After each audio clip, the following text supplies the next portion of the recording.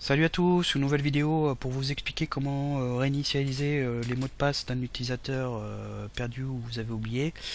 Et aussi dans le cas où vous avez perdu les accès administrateurs suite à des bidouilles sur la configuration des utilisateurs, vous avez fait des boulettes ou vous n'avez pas trop compris ce que vous faisiez.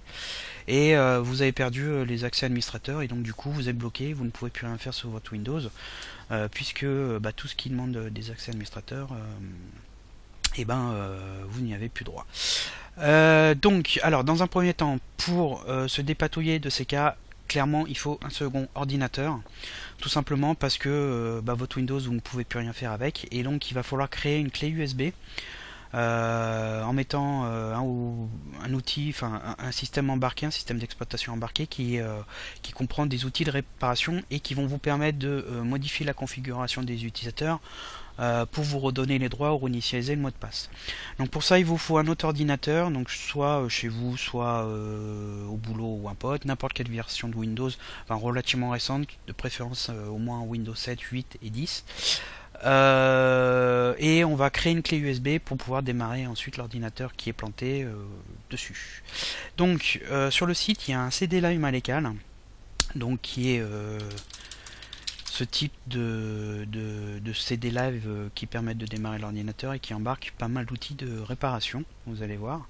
Donc je vous ouvre la page que je mettrai en commentaire sur de la vidéo.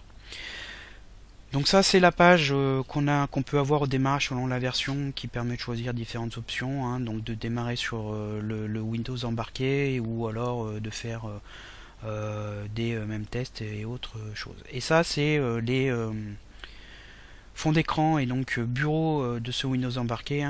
Donc comme vous pouvez le voir, ça ressemble beaucoup à Windows, donc vous ne serez pas perdu. Et ça c'est la liste des outils qui sont proposés dans ce CD Live, dont cet outil Password Renew que nous allons voir dans cette vidéo, qui permet de remettre tout d'aplomb. Alors il y a deux versions. Il y a une version basée sur Windows 7 et une version basée sur Windows 10. Alors déjà, la version que vous avez sur votre ordinateur qui est plantée, on s'en fout, d'accord? C'est pas parce que vous êtes sur Windows 7 que vous devez forcément prendre cette version là. C'est pas parce que vous êtes sur Windows 10 que vous pouvez prendre cette version là.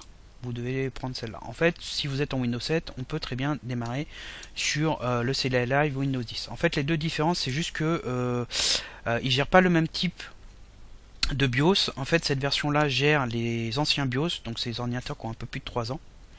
Et celui-là, il gère les nouveaux BIOS, donc les ordinateurs qui ont moins de 3 ans environ. Et donc si vous prenez ce Windows 7 sur un ordinateur récent, vous n'allez pas pouvoir démarrer dessus. Donc moi, ce que je vous conseille, dans tous les cas, vous cassez pas la tête, vous prenez la version 10. Même si votre ordinateur est vieux, normalement, a priori, ça devrait marcher. Donc il y a un lien méga. Et en fait, le CD Live est sous la forme d'un fichier ISO. Donc c'est un fichier image qui fait environ 1 giga 2. Donc dans un premier temps il faut télécharger ce fichier, donc il y en a pour une bonne heure selon votre vitesse de connexion. Et le but c'est à travers un outil de création de clé USB de transférer les données qui sont dans ce fichier sur la clé USB et la rendre démarrable pour que l'ordinateur puisse démarrer dessus. Donc vous lancez le téléchargement. Donc le fichier devra atterrir dans votre dossier de téléchargement, vous laissez faire, vous attendez que le navigateur vous dise que vous êtes à 100%. Et ensuite sur le tuto on vous propose de utiliser soit ISO2D soit Rufus. Alors ISO2D c'est un ancien utilitaire, Rufus est devenu plus populaire, à l'époque quand j'ai fait la page il n'existait pas, j'ai rajouté derrière. Donc ici dans la vidéo on va utiliser Rufus, donc vous lancez le téléchargement, il est tout petit, vous pouvez le placer sur le bureau, ce que j'ai fait, moi j'ai les deux en fait.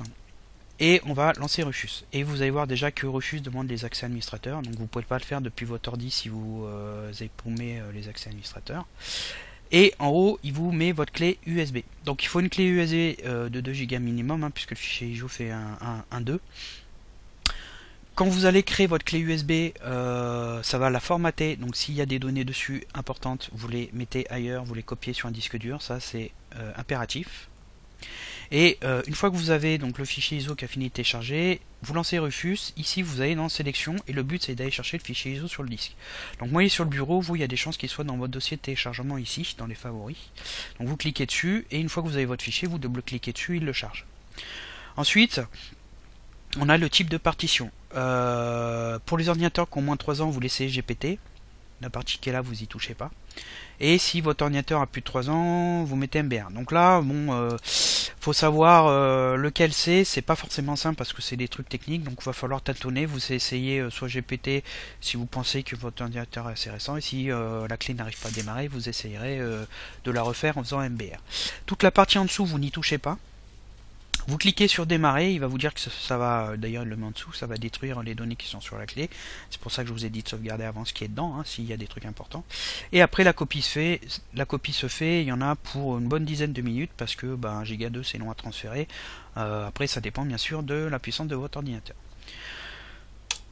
Et une fois que la clé USB est prête, vous allez pouvoir l'utiliser sur l'ordinateur planté. Alors moi juste avant je vais tout casser, donc je vais aller dans la liste des utilisateurs.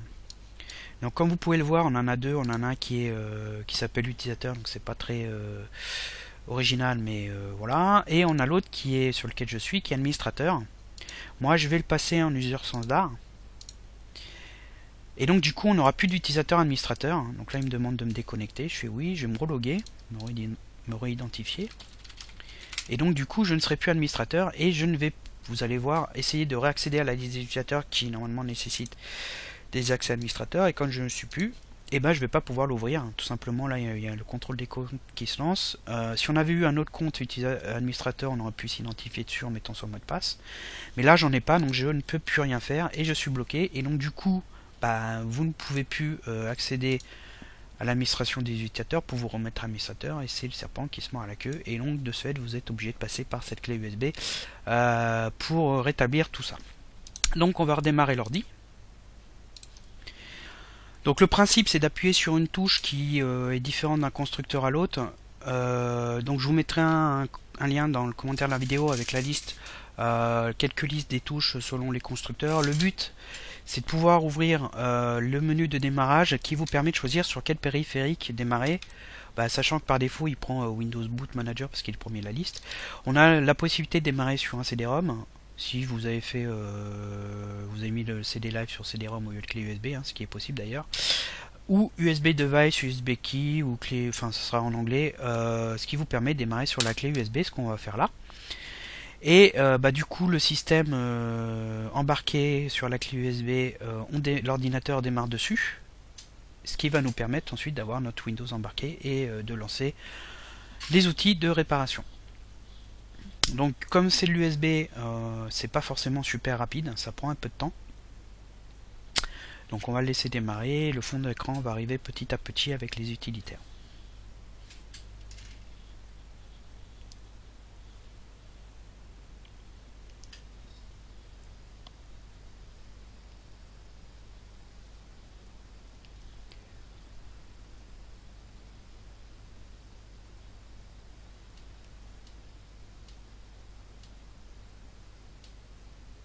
Donc là on a le logo de Windows, parce qu'en fait le Live CD il est basé sur du Windows.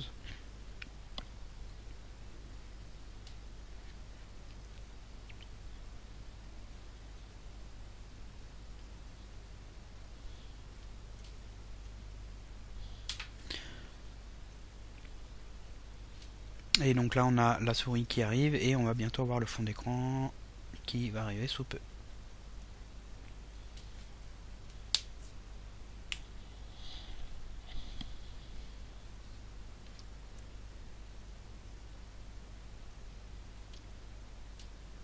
Voilà, donc là on a un utilitaire qui permet d'avoir la température de l'ordinateur. On a le réseau qui se lance.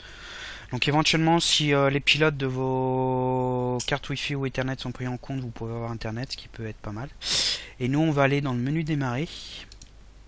Et dans le menu démarrer, il y a tous les programmes. Et on va aller dans la partie sécurité pour lancer cet utilitaire Password Renew Sala. Donc l'interface est assez moche, mais il est diablement efficace. Donc dans un premier temps, ce qu'il faut faire, c'est charger la configuration de l'utilisateur avec le dossier Windows. Donc on va aller dans Select Target et il faut aller sélectionner le dossier Windows. Donc normalement le Live CD il est pas trop bête, et il vous met les lecteurs, les lettres de lecteur comme d'habitude vous aviez sur Windows. Donc on va aller dans le disque C et on sélectionne le dossier Windows qui permet d'avoir accès aux options qui sont là. Donc on a plusieurs options. La première c'est Renew Existing User Password. Donc ça permet de réinitialiser le mot de passe d'un utilisateur existant. create new administrator password user, non, create new administrator user, pardon. Ça permet de recréer de zéro un nouveau utilisateur administrateur. Et turn existing user to administrator, ça permet de passer un utilisateur existant en administrateur. Donc nous, les deux options qui sont là, elles sont assez intéressantes dans le cas où vous perdez les accès administrateurs, parce que ça vous permet de recréer un utilisateur administrateur de zéro ou de passer un utilisateur standard existant en administrateur. Celui-là, il est utile si vous avez perdu votre mot de passe utilisateur et que vous voulez le réinitialiser. Donc ensuite, on sélectionne l'option qui nous intéresse, on va cliquer sur celui-là et on va créer un utilisateur admin. Ensuite, on clique sur install pour prendre le changement. Éventuellement, je vais repasser cet utilisateur là en administrateur, donc c'est mon compte Microsoft. Et puis pour le fun, on peut aussi réinitialiser le mot de passe de celui-là, même si ça sert à rien. Donc vous faites bien install à chaque fois pour que les changements soient pris en compte. Et une fois que c'est fait, on fait la croix et on redémarre Windows, enfin on redémarre l'ordinateur normalement. Éventuellement, vous retirez votre clé USB pour pas qu'elle interfère, mais normalement ça ne devrait pas être le cas. Et l'ordinateur va démarrer sur Windows de manière classique.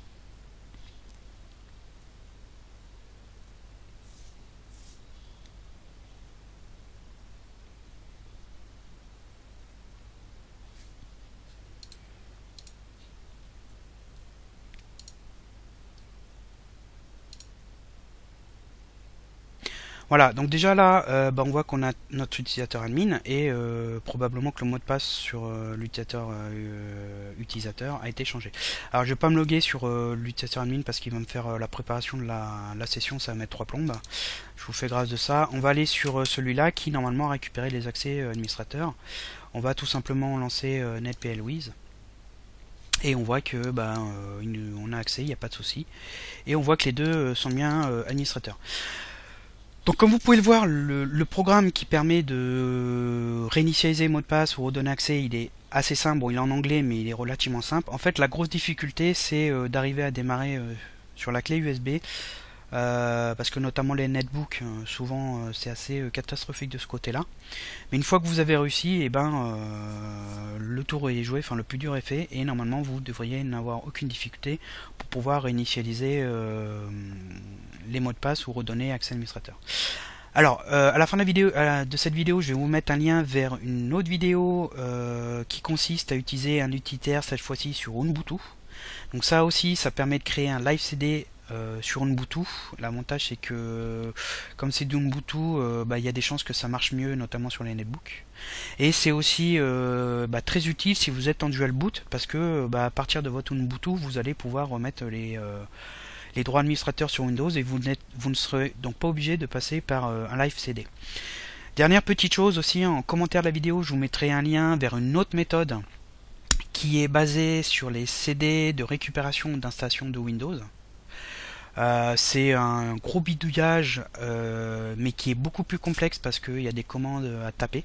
Donc généralement ça vous fait peur et vous êtes un peu perdu. Parce que là, le gros avantage de cette vidéo, c'est que l'utilitaire il est en graphique. Je vous mets quand même le lien, mais utilisez cette méthode vraiment en dernier lieu. Si par exemple vous avez déjà le CD d'installation de récupération de Windows, c'est intéressant parce que vous n'avez pas à le refaire, notamment si vous n'avez pas de second ordinateur. Mais elle est beaucoup plus complexe, donc c'est plutôt pour les utilisateurs avancés. Voilà, en tout cas, cette vidéo touche à sa fin. N'hésitez pas à la noter et à la partager si elle vous a aidé à récupérer les accès. Et je vous dis à bientôt pour d'autres vidéos.